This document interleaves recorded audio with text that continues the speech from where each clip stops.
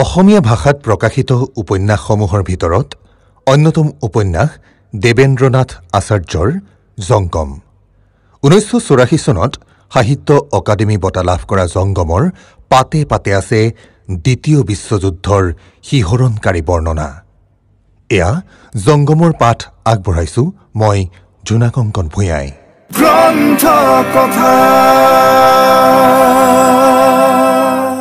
মানকু।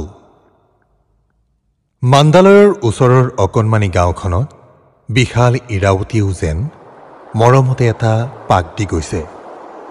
অদূৰত আভা আৰু অমৰপুৰ, ব্ৰহ্মদেশৰ দুখন পৰিত্যক্ত ৰাজধানী, বিলুপ্ত ইতিহাসৰ দুখিলা পাত, জীৰ্ণ শীৰ্ণ অট্টালিকা আৰু আকাশ চোৱা পেগুদাবিলাকৰ খহি পৰা কলচীবোৰৰ স্তূপ,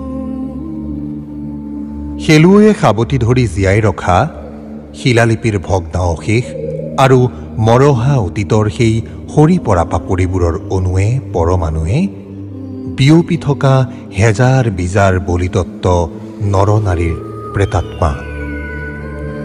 ভয়ংকৰ শ্মশানত বহি হেৰাই যোৱা অতীত স্মৃতি ৰোমন্থন কৰি চকু পানী টুকি থকা ইতিহাস।